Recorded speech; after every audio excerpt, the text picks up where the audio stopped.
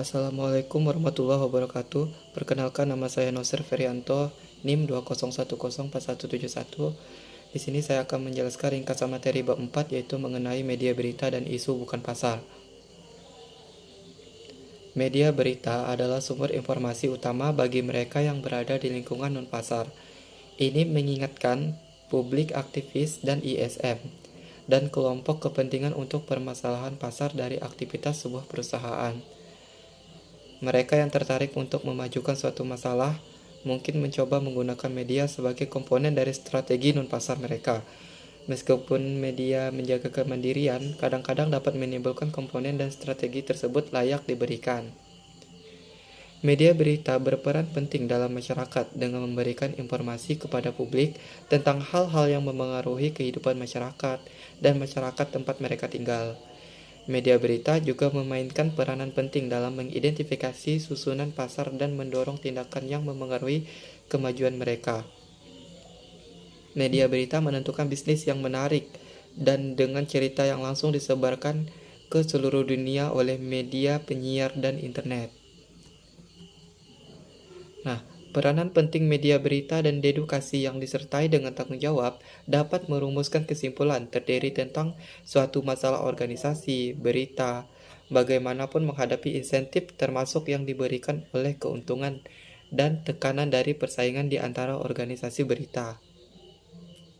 Demikian pula jurnalis menghadapi insentif yang terkait dengan karir dan kemajuan profesional intensif dan tekanan ini mempersulit pemenuhan tanggung jawab tersebut.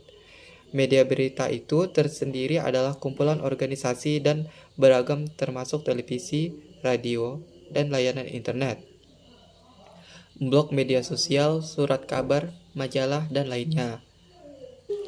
Dalam media berita bukan pasar yaitu memberi tahu publik, aktivis, kelompok kepentingan, dan pejabat pemerintah tentang masalah bukan pasar, menyampaikan kekhawatiran tentang kebijakan dan praktik perusahaan, memberikan informasi tentang kemungkinan dari tindakan alternatif, mengurangi biaya tindakan kolektif, meningkatkan strategi bukan pasar dengan menyampaikan informasi yang disediakan oleh perusahaan atau kelompok kepentingan, mewakili kepentingan dan prinsip dan konsisten dengan persepsi media berita tentang peranannya.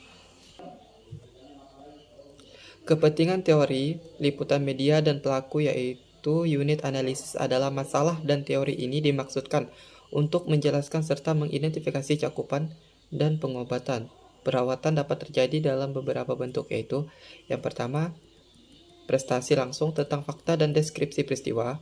Yang kedua, penafsiran fakta dan peristiwa. Yang ketiga, ekloisasi potensi, signifikasi, dan konsekuensi mereka. Yang keempat, yaitu advokasi suatu tindakan.